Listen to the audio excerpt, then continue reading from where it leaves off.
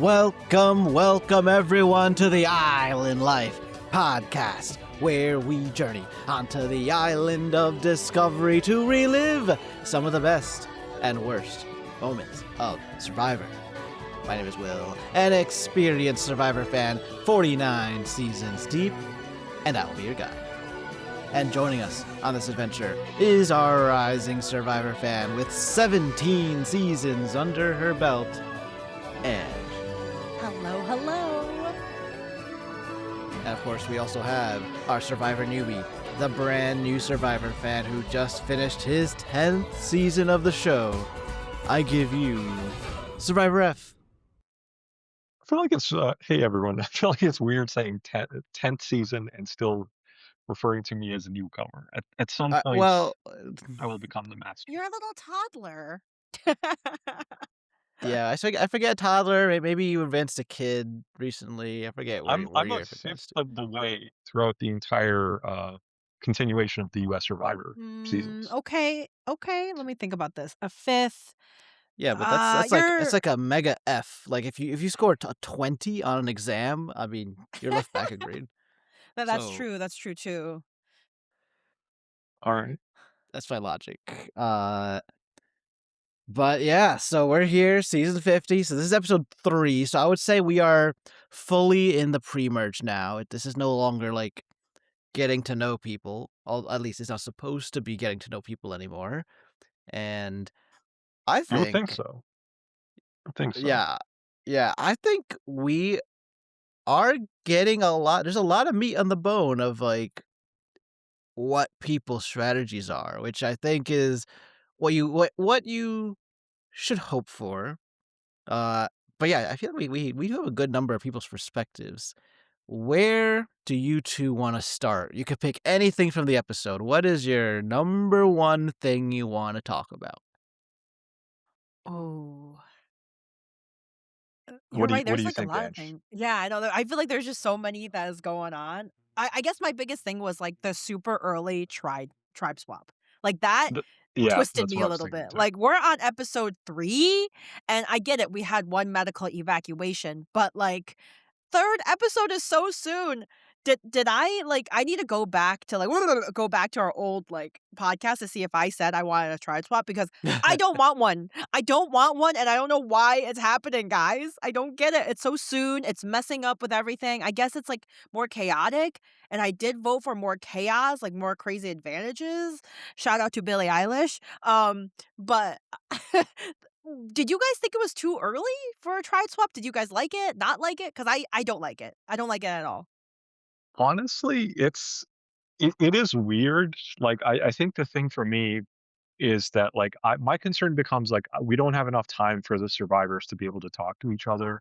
And we don't get to see that as the viewers. But oddly enough, I feel like this season so far has done a good job of at least giving us an opportunity to see the tribal dynamics forming, the different alliances that are forming, the strategy, the game plans that people are talking about outside of the challenges. And that's something I tend to enjoy when I watch Survivor. So it hasn't been that bad from that regard.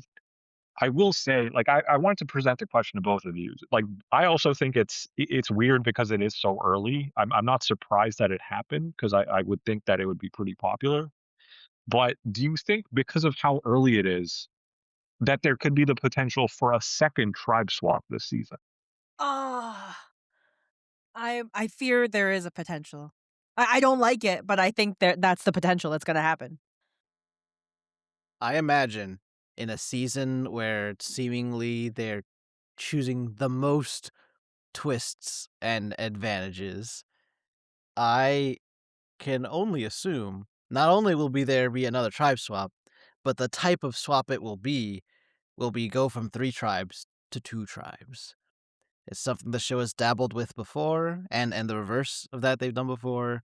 So I am fully expecting some kind of mixing, maybe 2 episodes from now.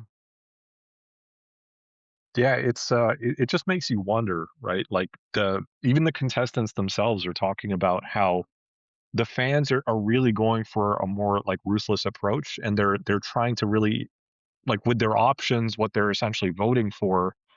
they're setting the season up to be a chaotic season, and we're definitely seeing that in terms of how the game is being structured.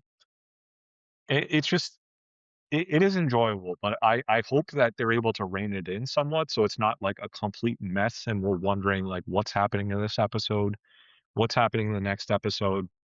I recall season 46 felt really chaotic for me in not a good way. I felt like there was things that were going on, and while I'm someone who likes to have things that are unpredictable, I feel like there's periods of time in between that, like, you need time to settle in and rein in like what you're watching as a viewer, and just kind of enjoy the moment. And if the entire season is chaos, it loses a part of what makes it special. It loses in a sort of what its appeal is supposed to be for me.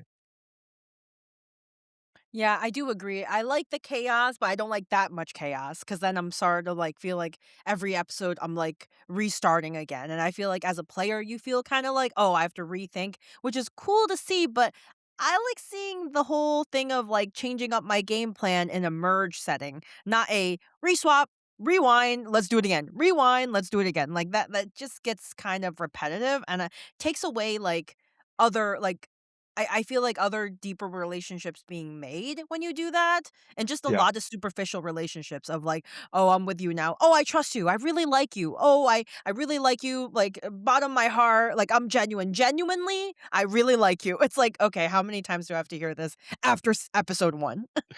Right. And it's like Yeah, every time someone yeah. gets switched to a new tribe, they have to put up this. You don't know if they actually mean it, but like you for sure are gonna hear them say, "Oh, I this is the tribe I wanted. This is the group. This is the perfect group for me. Nothing needs to change. If it was up to me, I would have chosen this specific group of people. I wouldn't have changed anything for the world." Like that's how they all essentially convey it. Yeah, which is correct. Like, I think everyone knows that no one's being genuine, but you just have to put on the facade because the alternative would be horrible. Like, Jeff, yeah, I kind of didn't like these guys. I'm not happy to be here. Like, that would be terrible. Um, Now on the topic of that, the facade, and since we have a season where some contestants really value honesty, integrity, uh, No! do you feel I don't remember Coach saying anything like that during You're during this triggering conversation. me, F. You're triggering me. No, I'm well, kidding. well, yeah, F's talking about the new Kalo tribe, which Mhm. includes Chrissy and Tiffany, who were already on Kalo. It brings in Aubrey, Colby, and Genevieve, who came from Vatu, and then Coach, who was also original Kalo. Oh, and Joe. So Joe. Yeah. from Cila. So what a merging. Really, it's the Coach and Joe meeting each other, it's like the superpowers uniting in terms of gameplay styles. But they kind of involve Colby. Colby, I think he his track record is similar, but it never came off the way that I think it's come off with Coach and Joe. Colby's more like because he was America's sweetheart and the ultimate hero, like he's expected to play that way more than like he necessarily chooses to play that way. So it's like he's like Joe adjacent, I think, is Colby. At Yeah, least I definitely past Colby. Anyway. I definitely think Joe is closer in terms of like honesty and genuineness to Colby, Yes. at least the first impressions I have of Colby compared to Coach. Coach is just very exaggerated version of that, to Coach the is point not where that. well, It's that's fake. what I mean. Like he Yeah. exaggerates in terms of like I am this, but like really like if you've seen him in the previous seasons, though, even the one that we watched, you can tell that there's things that he's exaggerating or just making up, and what he's saying is just he's just propping himself up in a way to make him sound way better than he actually is. And to me, it's like that's why I joke around a lot about Coach. It's like he's kind of a breath of fresh air in that regard, in that we don't really see too many people do that. And it's like he tries to convey that he has honest intentions. And deep down, like he's gonna stab someone in the back. Like he's not saying that in front of the camera. Yeah, yeah. I think it's like I do think that, yes, it makes very fun TV, and I also, like, I mean, I'm reacting to it, you know? And it also has someone you root against when you don't like someone like Coach. Um, but it is such an interesting pair, like, these 3 guys that are, like, all into an honest gameplay quote, unquote, "honest gameplay." I'm just curious that does Joe see the irony of Coach, and does he call that out? You know, like, later on the game, does he, like, see that and, like, have his Joe moment of, like, these edits of him being, like, paranoid, like, "Et tu, Bruto?" Like, Brutus? Or like, it's like he's got this face of like, "Are you gonna betray me? Like, are you gonna kill me? Like, are you gonna be the dragon slayer and I'm the dragon?" So, I'm just curious how this is gonna go along, or he's gonna be Yeah. like, to him, he sees Coach as his ally, and his words to him is honesty and integrity, but to others aren't, and that doesn't matter. It's okay. Yeah, that's a good point. I don't recall if Joe's ever mentioned that he's some sort of like a super fan. Because if he was, like, he's probably familiar with Coach's like previous like seasons and essentially how he plays the game, how he conveys himself. If he's not, if he's just more of like a casual, even a casual watcher, like not necessarily a super fan, he might just not know. And it's like he's just kind of judging based off of Coach's first impressions, what people are telling him about Coach, about how he's talking about honesty, and he might take it literally as, "Oh, he's an honest person. That's how he's playing the game." And I vibe with that. I venture a guess that even if Joe is the most casual fan possible, he still knows the legend of Coach. So the only thing he would it's like when you read the headline but not the article. Like at minimum, you would have read the headlines about Coach and build an impression off of that. But being a new era competitor, they all tend to be quite familiar with the show. So I would think he knows Coach, but beauty in the eye of the beholder, or like maybe despite us watching the same thing, Coach comes across as genuine to Joe. It's possible. I think So the other point of interest so far in this episode, and you guys can feel free to chime in, is it seems like there's been a lot of focus in the early going on Christian and Devens, like their alliance, but like oh more so this yeah, episode, yeah. Christian. And it's funny how Christian just decided to like what they so just kind of backtracking a little bit.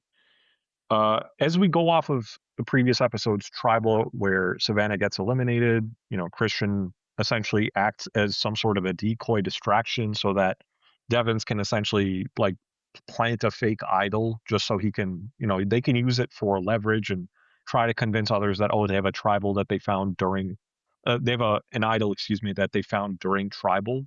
It's a sort of sneaky way to plan around trying to leverage an advantage that doesn't otherwise exist. So I like how they're thinking about it. I like the strategic aspect that's in play there. And as you can tell, they're developing an alliance between the two of them, and they're trying to rope more people into the alliance. And early in the episode, we find out that yes, there is going to be a tribe swap. So that creates a sort of problem for them in that, they understand that Aubrey actually has the idol that they sent her. And in order for them to get it, she cannot use the idol, and that'll I forget, was it Chris or Well, Christian found the Billie Eilish Boomerang Idol. it's Christian's Christian idol. Yeah. Christian sent it. Well, it's Aubrey's idol for now. Christian sent But it to I meant, Aubrey, like, I was trying to remember if and Christian found it or if Devens found it. yeah, yeah. Well that'll come up, but basically the prob this is a problem of their own making. But they have two avenues. They could try to manipulate events to get Aubrey voted out with the idol. Then they would boomerang back to Christian, or they could try to get Aubrey on their side, and then maybe one day she'll willingly use the idol for them. Uh, they go with the latter, and it it could have worked out, but things went wrong. Yeah. Hence they learn about the tribe swap, and that kind of throws a wrench in everything just because even with, like, the fake idol that they're planting, because now they're not Christian and Devens are separated into different tribes. So they're put in a position where now they have to let, more people in their tribe know just to keep somewhat of an alliance going into potentially a new tribe. And this is where things go wrong because Christian is discussing with they first mention it to Cirie. So Cirie essentially finds out that okay, these two are working together, and Aubrey has an idol now. What can I do with that information? That's Which useful by the information way, to have. sorry to cut you off, is real quick. Yeah, This puts more context into their alliance actually includes Cirie for longer than I thought. Because remember, I was concerned that it was only three people, only yeah, that's a Devens, good point. Christian, and Emily. It seems like, and the pieces were there because when Jenna first told Devens, "Let's go to Cirie," Devens immediately went to Cirie, and things probably blossomed from there. So I am now retroactively reassured that yes, it actually was a four-person alliance. But all right, continue. Yeah, so it's a four-person alliance that they were working on further developing, and just going into like a potential. I was going to say merge for a second into a tribal swap. You kind of have to adapt to this new situation now because again, you don't know if you're going to be working with the same people in a new tribe, and if you're not, you're kind of having to start out fresh. You have you have to essentially develop relationships now with new people. And so what they're trying to do is we want enough people to know so that like okay, it increases the odds that I'm going to go into a new tribe and still have someone who I've been working with from the get-go. So Cirie, they managed to get a hold of, have that discussion before they actually enact that tribe swap. Unfortunately, they're not able to get time with Emily. Emily's spending time talking to Joe, and they just don't have a good enough time to be able to fit in and have that conversation with her. And this is where things kind of teeter off a little bit. Like I was quite honestly getting a little concerned with what Christian was doing here. Just as they meet up with Jeff the following day, and he's announcing to them that yes, there is going to be a tribe swap. These are, kind of pick your pick up your bag. Don't reveal it right now, but it's going to essentially indicate which new tribe you're moving to. Right as they're about to reveal, okay, what is your new tribe? Christian, standing right next to Emily, whispers in her ear, and I was like thinking, I'm like, oh, Joe is like right behind them. Did he just hear what he said? Like he's like right next to them. But Christian whispers in her ear, like just as she's about to head off into her own tribe because they're being separated. Or actually, well, in their case, they don't. Christian and Emily. He ends up revealing to Emily that yeah, Aubrey actually has the idol, and obviously, like justifiably so. Emily's very confused. She's like, wait, like, why is he revealing this to me? Like, this is such a weird moment to like reveal this information to me. Like, it's very suspect. And she says that behind the scenes. And so if you're Christian, like, and you're seeing as a viewer what Christian's doing, it's starting to make you feel worried that like, why did Christian just reveal it right there? Like, this can go wrong on so many levels. And to make matters worse, they end up on the same tribe, their new tribe. They're the only two of the group that they're creating, the four-man group, that's on the same tribe. So if Emily is now very suspect of Christian, that's going to carry over into this new tribe where they also have the David and Goliath three with Christian, with Mike White, and with Angelina. So I remember thinking when that first happened that man, this is a major misplay by Christian. He like at that point just let it go. Like it's not worth mentioning it just because like it just seems really suspect. And that was definitely Emily's first impression. What were your thoughts on that? Yeah, I think it's so like, it doesn't give him opportunity when you just say it in between a swap, it doesn't give an opportunity to explain what's happening, why am I telling you this, and Yeah, what you're is just our put on game the plan, spot. You just throw in the spot, you're like, "What the helly? What do you mean?" Like, I'm just like, "Whoa, would you just throw that on me?" And I'm just confused now, and it's just, like, a lot to be thrown at, so I get why I think as a viewer, you're kind of frustrated with Emily's, like, when she felt like what's happening and confused, but it is easy to it is, like, it makes sense why you would feel that way because if Yeah. I like, why are we rushing to tell me? Also, like, why didn't you tell me the entire day? Like, we had so much time. Come on now. Why now? And so rushed, no explanation. It's just overwhelming. And when you're playing this game, you're thinking all these situation, all these scenarios, and she can't just be thinking what he's thinking. Like, like from the little bit he told her. So I get why she felt like, whoa, what's happening? You know? Yeah, 100%. I don't blame her for reacting the way she did. I think the disappointing thing for me has just been Christian and Devens were enacting a smart game plan, and things were trending in the right direction for them. And the way that Christian kind of exposes this to Emily could blow everything up. That became my concern, that like whatever they're working towards building, they just kind like that could have been a huge mistake, and they kind of put in a position where now it's being revealed to everyone, which Well, foreshadowing kind of does.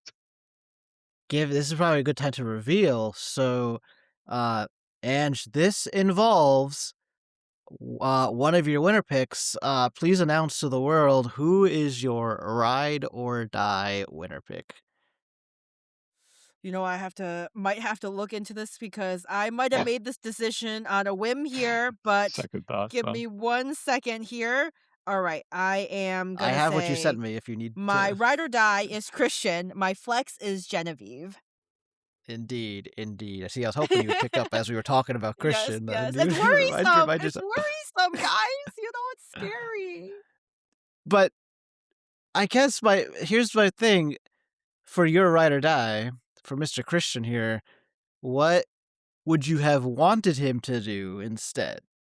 Because, like F said, everything that he and Devens were doing, actually, cinema, beautiful. In fact, even thinking ahead, like, ooh, it might be based on the tree mail. It might be a swap, and if it is, we should consider what we're gonna do about this boomerang idol.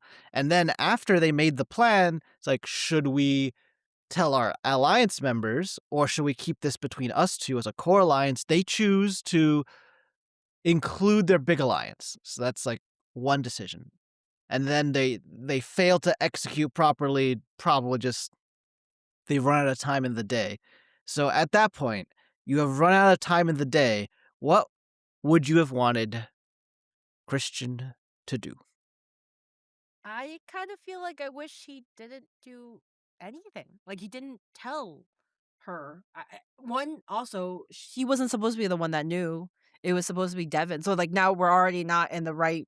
Our story is not putting well together already. Okay, that's one. And two, it's all rushed. So I feel like I wish he didn't tell her because now, like, everybody knows, which is, I guess it doesn't matter as much now at this time in this episode in the end.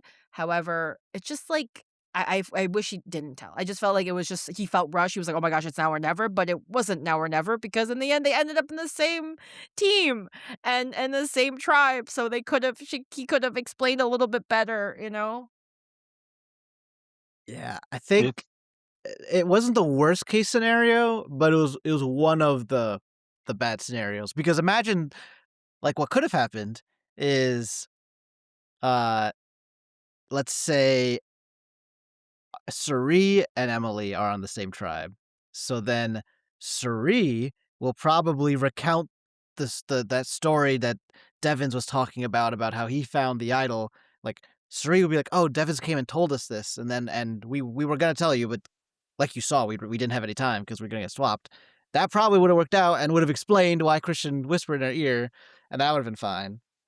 But if Emily was by herself, then that probably would been the worst case scenario, because now there's no one to give context. She's left to her own devices, and so might not have been good. Um, yeah, yeah, it's tricky, but I do it makes sense that they want their whole alliance to know, and it's unfortunate that they ran out of time. But they wanted to protect against the scenario where Emily is left alone on a tribe, and now who knows whenever they're gonna see her again and be able to tell her.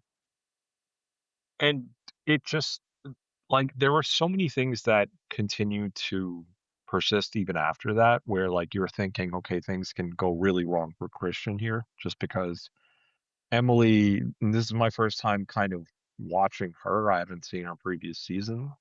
So my takeaway became she's just talking too much. She's revealing everything to everyone. She's not really holding any secret. And she's even saying that to the camera that I'm someone who has a hard time keeping secrets. So that is very concerning. The fact that she does not hide the fact that Christian revealed that to her to the rest of her tribe. And then she reveals that later on to Christian, saying that, "Oh, I think I might have made a mistake, and I let everyone know that you told me this." And keep in mind, this is the new tribe of people that Christian now has to work with, including people that he's previously played against in David versus Goliath. So you have two things going on here. You have people who have a concern that Christian would be working with the David and Goliath three, and they're working on creating a majority there. And then you have this other concern that he's been building this majority back in his original tribe. They have information on someone who has an idol, and they've been game planning in terms of securing this idol. And I don't know if I could even trust Christian or work with him because he already has people that he's close with or building relationships with. Now you have this information about Christian, and it just does not put him on good footing to work with his new tribe. And it just became a sort of situation where the first half of this episode was looking really bad for Christian. And honestly, even like the challenge, their team ultimately ended up losing, and Christian was essentially the main person to blame for that. Right, because as he was the caller. That challenge was called Blind Leading the Blind, where you have to have one caller, the rest of your team is split into pairs, all blindfolded, and you're trying to shout to them to tell them where to go to retrieve 3 sets of rings, get them back to the beginning so that then the caller can lead everyone to where the puzzle pieces are, and then the caller has to direct 2 people still blindfolded to complete the puzzle. Uh, f Fun, but the blindfolded challenges have me cringe all the time. It's Yeah, just chaotic. very easy to get injured, and we've seen too many injuries over all these seasons. I Colby agree. almost gave himself a concussion there. I know, and then Jeff be what did he say? Like, gotta bleed or something. It's like, I don't know, something So mentioned something like about that. like I'm having to just tough like it out because bleeding people for like, psoriasis. I'm just like, Jeff, yeah, I don't know about that, sir, King. I don't know. And also, like when they were throwing the ring up and they had to close, guard their head without a helmet. I'm just like, should we really be playing these things right now? Like, we got someone that literally ruptured his Achilles and from jumping, and now you want to cause head concussions in the middle of nowhere. Please. Yeah, yeah, kinda someone who, did a great job, though, was Camilla.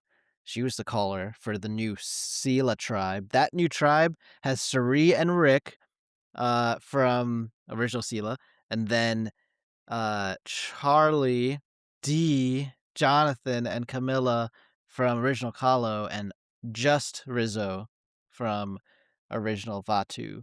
We don't get we don't get a lot from this tribe, but what we get is juicy. So let me just break it down. So we get Devens and Cirie, so we're gonna pocket that storyline. Okay, half of the alliance is here, so at least they have each other, but they're outnumbered by the original Kahlo.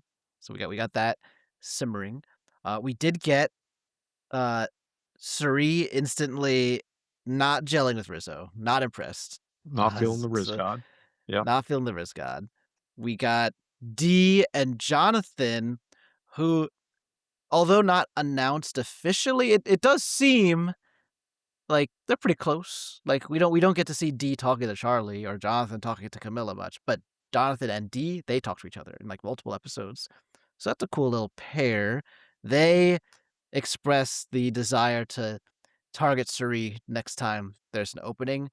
They do not cite, her challenge weakness. They cite the danger of Cirie tends to always make it far on her seasons. We should not let that happen again, that which is I think literally what I've makes been sense. saying. I feel like I am going to be so set up for disappointment and even expecting if there's an opportunity to get her out, that they will actually get her out. Why are you going against the world and rooting for Cirie's demise? Yeah, why I'm are it's you? because I'm gonna stay firm on my thought that I feel like she should have gotten eliminated in episode one, and I feel like this is so, Ange, you weren't part of that episode we were watching, but like it's so bad in the sense that Kyle got injured during that challenge, and Surrey's team still couldn't win that challenge, despite the fact that they didn't stop the challenge, just because of how poor Surrey was doing. She was But solely but responsible for that tribe going to tribal. but the whole game, but the fact that, isn't it more impressive, the fact that she is so not good physically, yet she uses solely on her social game I'm to not go this denying that. far? I am I think not that's impressive. Yeah, I'm not denying that. I'm just saying if I'm playing Survivor and I'm looking at it from the standpoint of, "Hey, I'm getting sent to tribal. I don't need to be here." You're someone solely responsible for sending me to tribal and forcing me to vote someone out that I don't ultimately want to vote out. Why wouldn't I just vote that person out who's not even good at challenges? Why would I be overthinking that?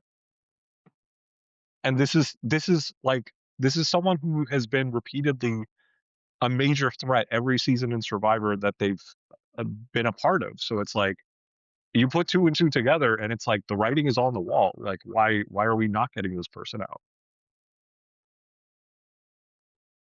But I anyways, mean, I yeah, digress. everyone. I That's think, the yeah, I think everyone is like, clearly Cerie's a threat. You should target her, but somehow, some way, Cirie actively influences things to not be her. And I think at the end of the, like, she's just she's like Thanos. She's inevitable, undeniable. She's too So good. That's why I That's love clearly, true. her. That is true. I uh, honestly, it would be so impressive if she's able to navigate around all of this, like people talking. They're not talking bad about her. Everyone's talking about like, oh, like she's cool and like I enjoy talking to her, and that's amazing. The fact that like she has that much charisma, like that is very impressive. If she's somehow able to win the game like that, I probably like would just like I would not believe it, but I can't help but respect that. Like the fact Yeah. that someone has just everyone's noticing the threat that's there, but then doing nothing about it, despite the fact that that threat continues to persist. It has something to do with that person lowering their threat level that everyone otherwise should be aware of. For sure. And I think that's what makes her like impressive. Like the fact that, like she plays her game well where although she's not useful in the beginning, people tend to want to keep her. I mean, of course, we only watch one season, but so far I could see that. Like people go to her and ask her, like, they're talking about what is the next plan, even though she was literally on the chopping block. It's like it's just amazing how she plays it and finagles around it. And it's very impressive. Yeah, it does, and but it like presents two things for me. It's like, yes, she's playing a great game, but it also makes me look more poorly on every other survivor. It's like, why are you guys making a mistake here if you have someone to vote out and we're this early in the game or wherever you are in the game? Like she's a very constant threat. She's a very constant strategic threat. Why would you not just get her out? But anyways, I don't I feel like she's gonna be she's gonna be talked about quite a bit this season, well, depending especially on how because far she she goes. seemed well, especially because she's part of one of the alliances we have. She's in the 4-person alliance asterisk because obviously it's got more complicated with them on different tribes, but Yeah, we'll see. The main thing that happens on the new Cila tribe is Rizzo finds himself outnumbered Oh, 6 to yes. 1 because he has no one from his Oh, original yes, tribe. the Rizzo Charlie situation. Yeah, this is crazy. So Ange, why don't you break down what happened here? Well, there's a moment where Rizzo's like, I gotta really, put the ball in the court and start like making some conversations and having people trust him. And he chooses our boy Charlie, who has trauma, who has gone through stuff. Okay, he was one vote away from winning $1 million, and his one and only person he worked through the game, Maria, voted for Kenzie instead, which cost him the $1 million. the So there betrayal. is Rizzo telling him about the Billie Eilish vote. Again, shout out to Billie Eilish. I think I'm gonna keep saying that every time we talk about it. And then, which is a big info, which is a really good info, and it kind of like, in Survivor, when you give info, it means that you want to work with me, and that's what Rizzo's trying to do. And Charlie kind of has this moment, but then we have a flashback of the night before, and then where Charlie's like, upset, like, "Oh, I want him out, because of what happened yesterday night," and it flashes at the night they were talking, and they ask Rizzo being like, "Who were you close with at 49?" And I don't know why, Rizzo, you didn't say you were close to Savannah, but instead you said Sophie. I was close to Sophie, which, yeah, they were close, they were the tres leches, but you worked with Savannah too. And then they asked, like, "Did you vote for her?" And he said, "No." And then we see Charlie's eyes, like, flickering around, like, trauma from the past, just flashback, Maria, Maria, Maria, back in her brain. And then I think somebody mentions, like, "Oh, so they're gonna call you Maria?" Like, even someone did he say that or someone else said that? I thought someone else said it. Yeah, I forget Um, who it was. I think someone else. and then he was like, "No, I just put away feeling to see the game," and then, like, I think that just didn't work. I don't know I think why it was Devens Rizzo who said it. oh, probably yeah, I think you're right. I don't understand why Rizzo didn't go like, I gotta read the room right now." Like, Rizzo's usually not I thought he's not bad at that, but maybe I'm wrong, but he should be like, "Okay, Charlie's got this thing going on." It's, like, well known. Like, if you are a Survivor person and you watch this season, you know the tea behind that, you know? So why are you Rizzo gonna asked say about the tea in the Yeah, daytime. yes, he he actually did, asked about he it. did. Why would you say you're close to somebody and didn't vote for them? No! Say, "My ride or die was Savannah. We had a trio, but Savannah was my number 1, and I voted for her, and she won." Boom! Bada bing, bada boom. Damn, done. I'm like, Charlie, like, doesn't even care, like, work all gone. He's like, "Is it maybe trauma, like, package baggage and I'm putting here? Yes, but am I gonna if we lose, is Rizzo gonna be the next one out? Yes." It's so fascinating that Rizzo, like, the approach he took there, because it's like he's trying to play it both ways, where he's trying to mess like, I don't know if he's doing it on purpose, like, I don't know if he's actually trying to throw Charlie off, and I think in Charlie's case, you don't wanna show someone that you're being thrown off or something is affecting your mental, but obviously, it is affecting Charlie and, like, justifiably so, like, that is a chance at $1,000,000 that you feel like you were betrayed out of. Like I totally feel for him there. But it's one of those things where then he decides to work with him. He doesn't outright say that, oh, he's going to be my number one, but like we see a sequence of him going out of his way to go approach Charlie and talk to him and reveal the stuff about the Billie Eilish idol that he doesn't discuss with anyone else. So he's just kind of it looks like he's throwing out a lifeline there to whoever's gonna be open to working with him, and he's testing the waters with Charlie. So it's such an odd way of doing it. And the other pattern that I'm noticing is everyone that we're hearing about, their first impression of Rizzo tends to be a negative one. Like Colby, negative first impression. Cirie, negative first impression. Now Charlie, negative first impression. We're just like what 3 episodes in, and it's like Rizzo is just like I don't know if he's doing it on purpose or like I'm not sure what's going on there. But I think to be I fair to think him, it's that's right, continue. yeah, go ahead. I was just gonna say to be fair to him, he hasn't spent that much time away from the island just because their season just ended. So in a lot of ways, he's a wild card, just like Savannah was a wild card, and that might put people more on edge around them compared to anyone else. Well, yeah, because everyone else had like they don't all know each other, but they know each other's reputations. And then some of them actually do know each other, yeah, or know each other very well, or played with each other. So Savannah and Rizzo were like, we know nothing about them other than they were invited back. So something about them must be good. Uh, but F your ride or die pick that you announced last time on the podcast Yes. is Charlie. So how do you feel he handled the situation?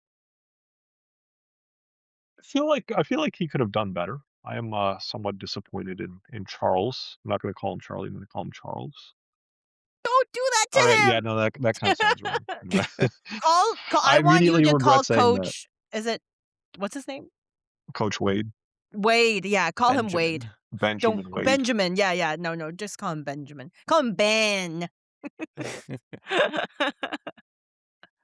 Uncle Ben. Uncle Ben, Yeah, stop, please. Yeah, so I feel like he could have done better, but to be quite honest, there's nothing he did that like I really think he made a mistake on. It's just he's kind of explaining in a confessional that like, yeah, this is what's happening and this is where my head's at. He's in a good position at least in the fact that Rizzo does want to work with him, so like he's giving him information that is going to be useful for the rest of the game. But Charlie's in a situation where he's going to need to develop some meaningful alliances here. So I'm going to be on the lookout for that. Fair enough, fair enough. Um, might as well talk about my ride or die. So my ride or die I announced last time was Chrissy, which was terrible because then immediately we watched episode 2 and Chrissy was in grave danger. But now she's on the new Kahlo try, which we talked briefly about. That's the one where the new coach Joe Colby pairing or not pairing, but alliance. And coach wants to include Chrissy as part of that, so that's good for Chrissy. Yeah. Coach also tells he I don't know if I necessarily like the way he did this, but I guess it worked out. But he's trying to tell her that sh he's trying to tell her that she was going to be the target. But his approach is to be a life coach and like, hey, I think this is how you should act because this is what people think about you. They didn't tell you, but I'm telling you, and it really affects Chrissy. And she's talking Hey, about how honesty, the right? last the last time she played, she felt that she wasn't well liked. That then she took a break from Survivor because that and now she's back and the hope is like I'm a changed person now, so people will think differently of me. And now she's being told that actually no, people still don't like you. Uh, so she has an emotional moment, ends up talking to Genevieve and Aubrey about it, and they comfort her.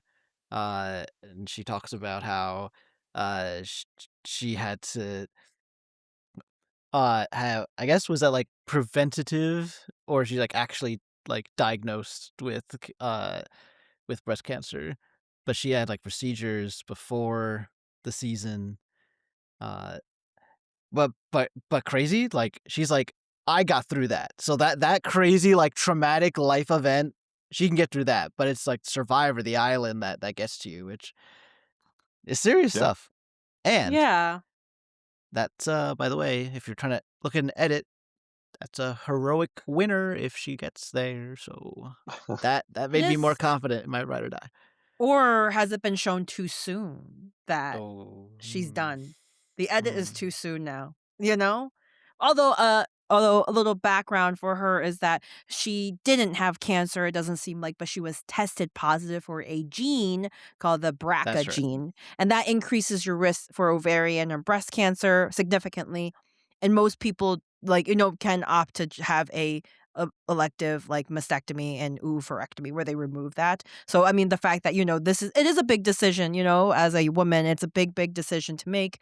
So it's the fact that her talking about, I think it is a very emotional game. This game is emotional, it's physical, it really takes you down, I do agree that none of us will ever understand it unless we're in it.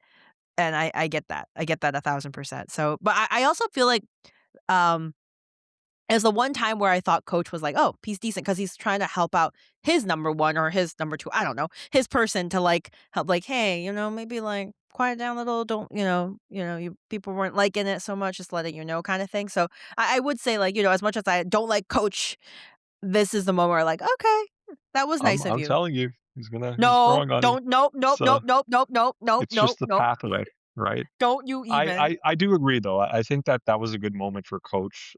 Like it's one of those things where like you have to be blunt about it, but it's like you're not trying to hurt the person's feelings. You're just saying it so that they're aware, just so they're not putting themselves in a position where they'll get eliminated just because of something they might not be aware of. So I do appreciate how Coach went up and he kind of was like on the nose about it. He's like, yeah, you're kind of talking too much. Hakuna Matata though. It's like he was like trying to be like chill about it. So it was like Yeah, yeah, he it was an wasn't, like, interesting mean approach. about it, which is nice. Yeah. So I hope to see more of that. That's what I expect when I when I hear the word coach, like those are the vibes I get. So that's what I'm hoping to see more of from Coach Benjamin Wade. And if he can do that, he truly can be the Dragon Yeah, Slayer. Although yeah, it, they're actually I still don't like that name for him. But the Dragon Slayer. But that whole like group is looking pretty good. The only thing that goes wrong for them is so like Genevieve takes the tactic to, since she's now cut off from most of her original alliance, to build inroads with everyone here, and her tactic is to throw Aubrey under the bus, which is mostly safe because you already were enemies, so like you're not make. There's only so much worse your relationship can get, so I guess it's okay. It actually seems to go over fine with most people. The only person who's not receptive to it is Tiffany. It turns out that Tiffany really likes Aubrey, which must be from her watching Aubrey, because it's not like they were on the same tribe. So you've only known Aubrey for like a day. Uh, and this works out because if not for this, then the entire tribe would have been united against Aubrey. So at least Aubrey has one friend. Now that's still just one. So that would be 2 versus 5. So still not great. Aubrey does have the idol. So uh, that could be something. But that's what's going on there. We'll have to wait to the future episodes to see if anything becomes of that situation. Uh, which leads us to our tribal storyline. So that's gonna be on the new Vatu tribe. Uh, we got the 3 original, well, not original, but the 3 people from the Day vs. Goliath: Christian, Mike, and Angelina. We have Emily coming from original Vatu, and then, or sorry, original Cila, and then Q and Stephanie and Ozzy. So Q and Stephanie were already aligned. Uh, Q works well with Ozzy. They kind of link up. So plus they met already from Exile Island. See, Exile Island having a purpose, because without that, this relationship wouldn't have existed. So Hate that's 3 everything about people. it. That's 3 people. There's the 3 David versus Goliaths. Emily is in the middle because of that situation we talked about, where she's just thrown off by the whispered thing from Christian. Emily in her panic, or it's not quite panic, but it's just like, ooh, what's going on? I need to protect myself because suddenly I'm not sure about Christian.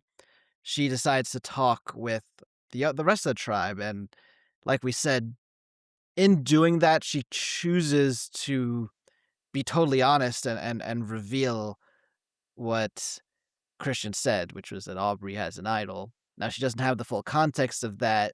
I think she is that works in that Q and Ozzy are like, okay, she told us this. I mean, that's reason enough to want her in a group. So, but the problem is that afterwards Emily has regret.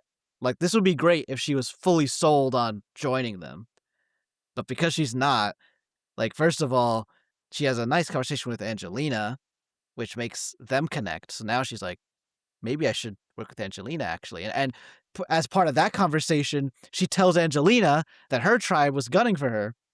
So Angelina's like, oh, Emily's telling me this. That's great. I probably can trust her. So good job by Emily again, if she was actually going to be with Angelina. That's number one. But then she regrets that too and goes back to Christian. Christian's upset. This is Emily has quite the episode. yeah, Um, very I don't know if there's indecisive. a, yeah, I guess it's weird. Like I said, if she was going to commit to any of these, she actually does. Like, her execution's actually really good. Like, she gets herself in with all these people. But because she then changes her mind, it has created a very delicate situation she's in now. I just I just thought it was really odd because she's in a tribe with Christian. Like it's one thing if he sneaks something up on you and then you're off on different tribes and you find what he told you to be very suspect and okay, like you're feeling weird about it, you can't get it out of your mind. Okay, you can mention it to someone just to try to build an alliance with them. He's in this new tribe with you. Why don't you just talk to him about it just to feel him out? And if something is not clicking or doesn't feel right based on what he's telling you, then go do that, right? Then go mention it to others. I just found the order of how she did that to be very bizarre. Yeah, I just feel like a lot of times I felt like very, maybe it's a lack of time that she feels very, like, rushed. It feels very like she didn't think before she just rushed into and doing X, Y, and Z and telling X, Y, and Z things, which is very not it's not good. It's not good. And it makes it hard for you to trust or wanna work with that person, you know? Like, I could see Christian being like, "Oh my god, I can't believe we just did that," you know? Yeah. I mean, he I basically had that reaction. I honestly was thinking that this could have been one of those, like, red herring episodes where they're making you think that, "Oh, this person A or person B is gonna get eliminated." And in reality, it ends up being Emily just because everyone realizes that she's playing the middle.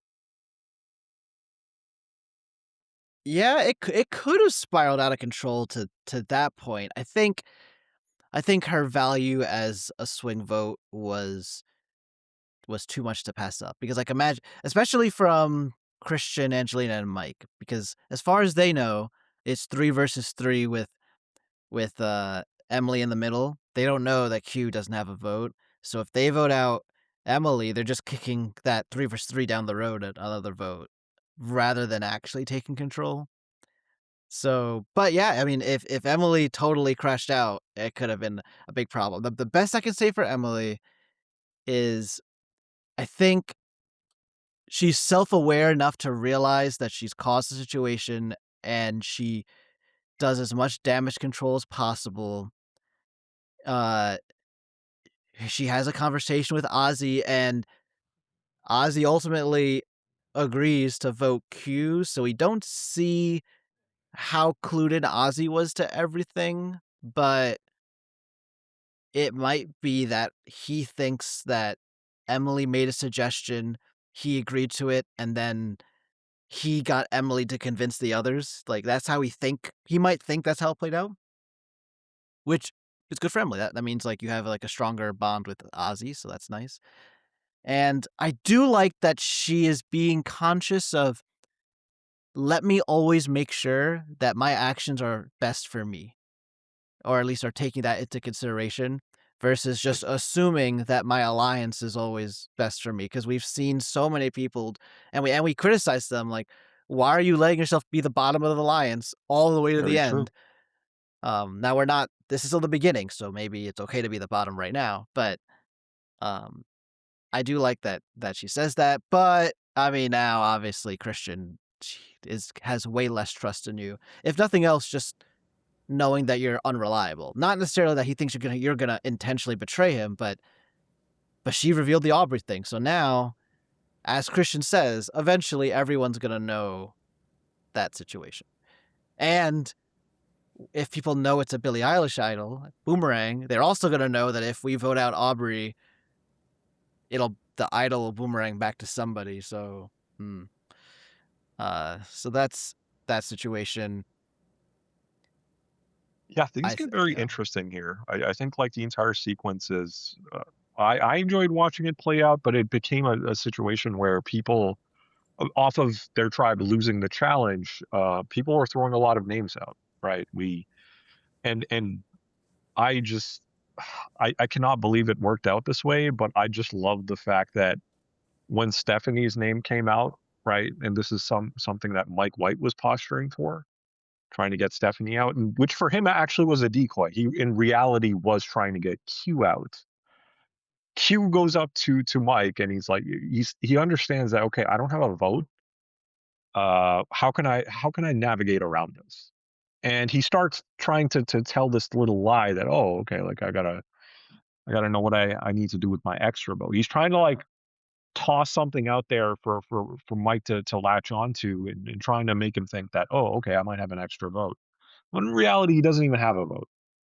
And it's just so funny when he then starts to realize, okay, like, well, like I really need to take some of the pressure off of Stephanie. So I guess I could just throw my own name out there. I could just like do that sort of thing. And Q is the only person I can think of who, even dating back to his original season 46, I can't think of a person who's told other people to get them to just vote them out as frequently as I've seen with Q. It's happened several that times now. And it's like, You're not wrong. what sort of strategy is that? Like, I don't understand that strategy. It's like, are you like, is this like opposite day, or are you like expecting them to like just like, are you expecting that to be like some sort of mind games that like they're trying to like talk you out of getting yourself eliminated, kind of like happen a lot in season 46? Mike's like probably laughing to himself because he's thinking that like, yeah, I actually do want to get you out. So okay, if you want me to vote you out, all right, I'll vote you out.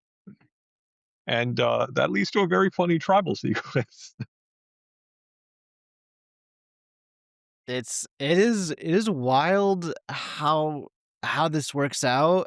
Now, to take a step back, this isn't a full blunder like we've seen in so many seasons because it's not like Q was already a target. It's not like he made himself a target by offering his vote up well, necessarily. well, he did. But He actually didn't know he was a target.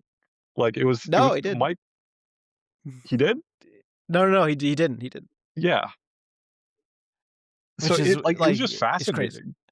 It would What? have been like if he was like the jury, it would have been like the craziest thing of like, "You voted for me," and Mike being like, "Well, you told me to." It's It's like I like just did that's what Exactly. you one of those asked. yeah, yeah. It's like there's a lot of things in this season where I feel like people are not lying, but also lying. Like when like Christian fell was like, "Oh, I meant to do that." He did. He did mean to do that. It But just people are just laughing because they think that he would like fall, yeah. you know? He just gives the vibes of a hold me back kind of person. Like getting into a fight situation, the hold me back guy. Like that's what Q comes across as.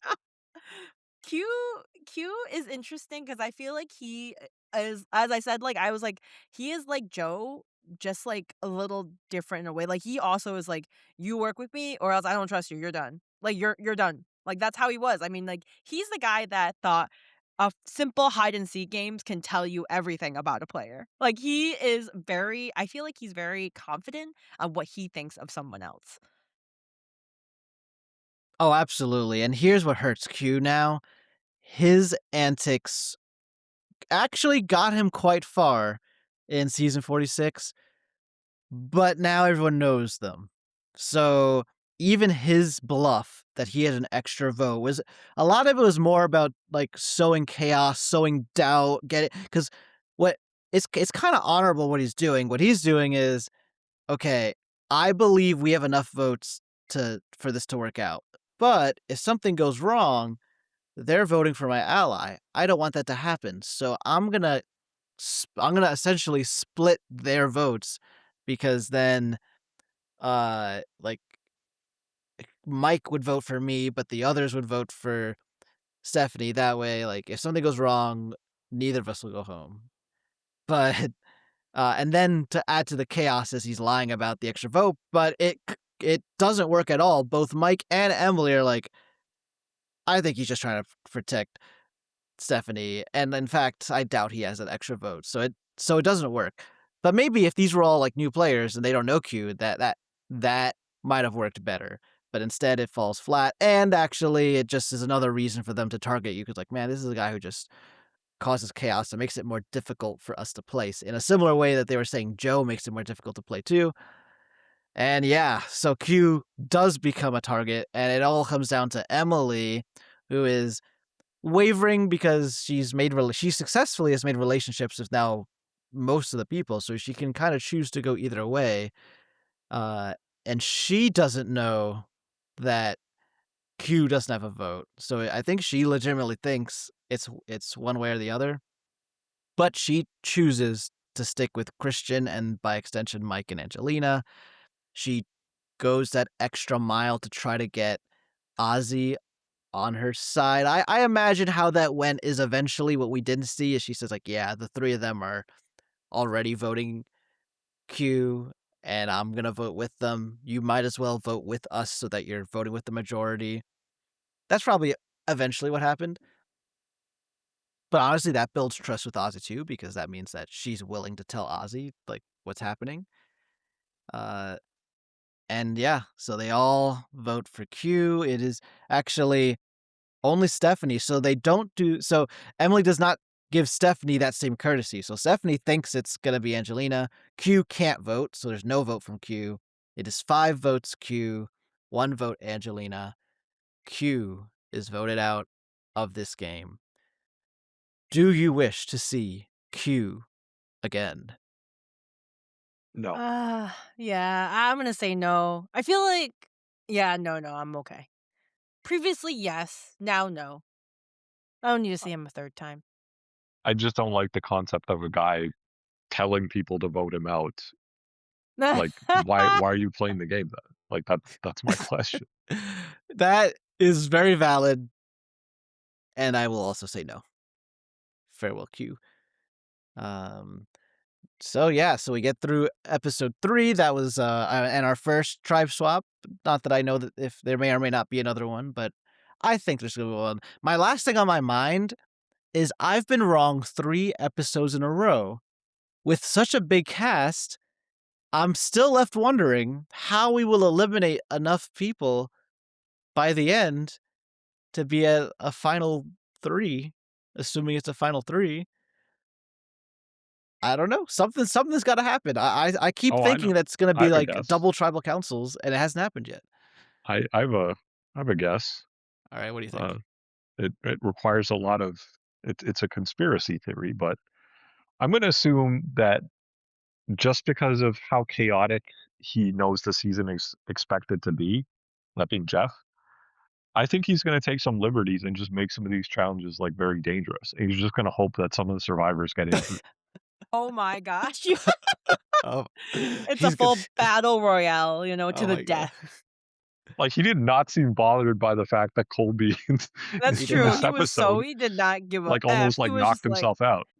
he was like, "Anyways, this is what happens when you're on Survivor. Come sign up, guys." It's like, "No, I'm okay. I'm scared now. Please." What a wild conspiracy theory. So yeah, I mean, I guess I'll just keep guessing that next time we're gonna have a double tribal, like second and third place both go tribal, but been wrong so far, so I kind of expect it to be wrong again on Oh, that. Yeah. So let me throw an idea out there to see if you're thinking it could happen. Do you think this might be the first season of Survivor? Well, I don't know if it's happened before, probably not, but do you think it's possible that we have multiple winners this season? no, I don't think I so. would be bamboozled and I would hate it. You would hate it. You can't. It's you award the winner the title of sole survivor. You can't be the sole survivor if there's multiple Soul winners. Sure you survivors. can. In brackets, you just add an S. Well, my question for you guys is that, like, do you think like, you know how I feel like in the past several games, we always talk about, like, loyalty, and we're talking about honesty and all that stuff, and then there's some people who are like, "This is Survivor. You should, like, expect that I'm gonna lie to you sometime." Do you guys also agree that a loyal game makes a boring game, and you don't want that for Survivor? I don't know if I would say it makes a boring game. I would say it makes a hard game. You can't expect to make it to the end playing a loyal game. I think you would have to uniquely position yourself and have like a really strong alliance to be able to get far with like a loyal game. But like if you're playing solely a loyal game, people are going to take advantage of that and betray you at some point. So it's just if you're being completely 100% loyal and working with honesty, I just don't think you're going to make it far in the game. You have to find balance somewhere in there.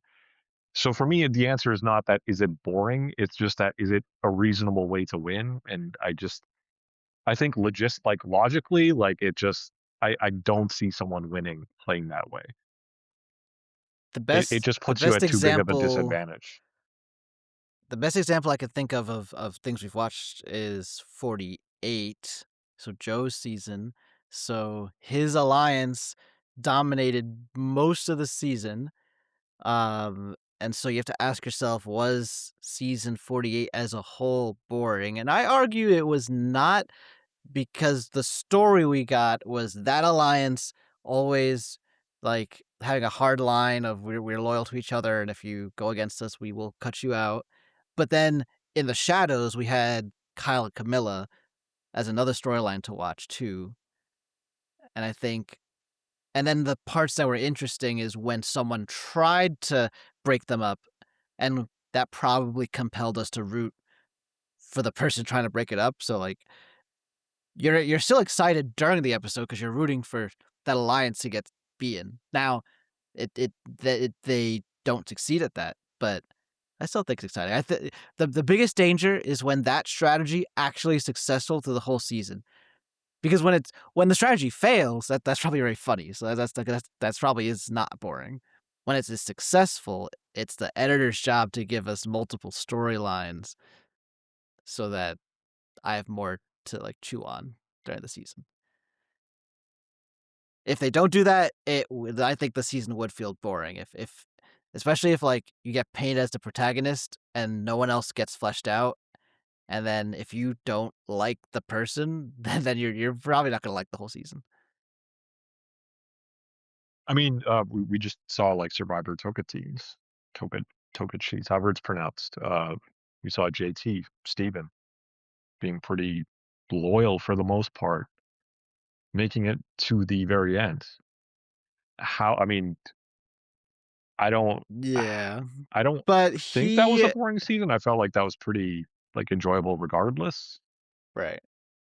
Yeah, that I guess it's also scale. Like I JT was loyal to Steve, and they were a strong duo. But the more people you add to that, the more at risk I think you'd be to losing interest.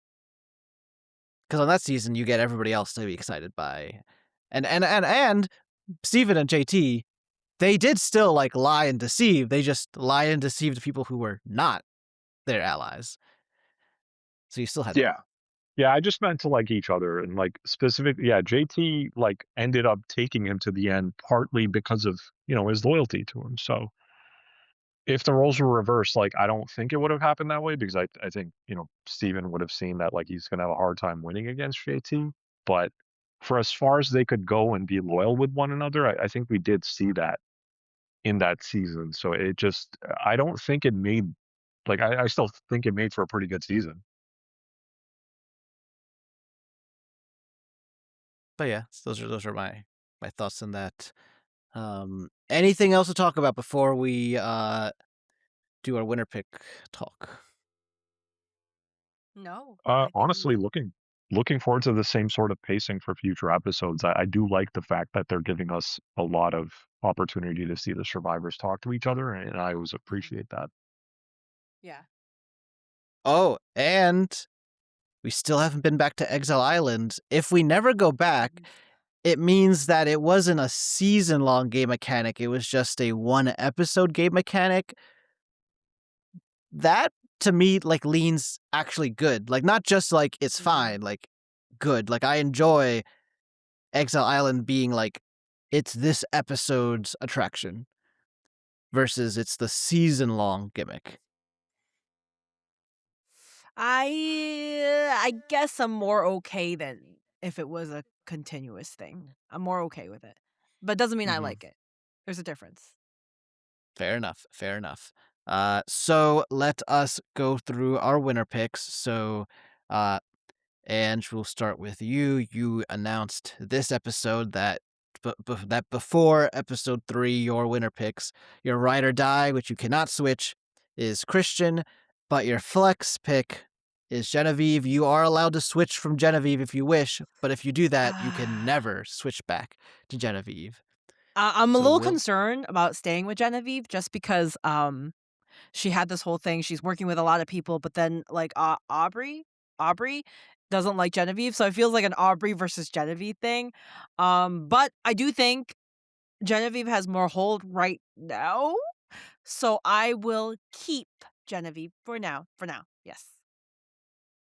All right, fair enough, fair enough. Speaking of Aubrey, so Aubrey is my flex pick. My Ooh. ride or die is Chrissy, so Chrissy I think turned things around edit wise and even alliance wise because now she's kind of being grouped in with Coach and Colby and Joe and everyone. So that feels good. For Aubrey, still in grave danger, but now has one friend, Tiffany, and does have that idol. So Like, if they were to go to tribal council next time, it seems clear to Aubrey that she'd be the target. You'd think that she would then use the idol to defend herself, which feels good. So I think I'm in a good place. I too will stick with Aubrey and keep her on my thing. It's funny we're doing. I know this is our usual thing. It does feel less stressful in the live season because it's one episode at a time instead of our when do we do past seasons? Oh They have yeah, to the two survive two episodes episodes. get me. Yeah. Yes, yes. And then F. So your ride or die is Charlie. We haven't talked about Jonathan yet. He is your flex pick. Will you be keeping Jonathan on your team? Indeed. I think compared to you both of my picks haven't really had too much screen time. Charlie's had a little bit, but relative to what you had with like Aubrey, Genevieve, Chrissy, even like Charlie just had that little segment with Rizzo, and that was about it. Jonathan, we just saw like talk to D for like maybe like a minute. So we just didn't get that much screen time on them for this week's episode. So nothing's changed for me. I'm feeling pretty good about both of them. I do find it interesting how, at least in confessionals, that Charlie is coming across as very disgruntled. So that is something to monitor. But I mean, he's my ride or die. So it's like that's gonna be my pick the entire way through. Jonathan, I hope to have him also as a ride or die. It's he's not really giving me any reason for concern right now, but we'll see how it goes. Sounds good. Sounds good. All right. So we've gotten through another episode of season 50, and I'm having a great time. I think you guys are too. Is that right? It's been good so far, yeah. Yeah, I'm really enjoying it. I'm excited to see like their other advantages or different type of idols. Like the Billie Eilish boomerang idol has taken me by surprise, and I'm just I can't stop thinking about what other chaotic stuff will be added on. So I'm excited to see what's gonna happen next. I do wonder if this type of idol like comes in future seasons, will it forever be called The the Billie Billie Eilish boomerang idol? It's such a That would be mouthful, and I feel like every time someone hears it also, another thing to add on, every single time someone's explaining to another person about it, I feel like they're like, "This person thinks I'm an idiot. They're telling me a fake idol just threw out why would you throw a Billie Eilish into this? You think I'm stupid, but it's actually real." Yeah, it's fun. Yeah, I hope season 50 keeps on this pace. They're giving us a lot to chew on every episode, which I appreciate. And yeah, we'll see what happens. But all right, everyone, thanks for tuning in to this week's episode of the Island Life podcast. And tune in next time as we go through episode 4. But until then, and until we speak again,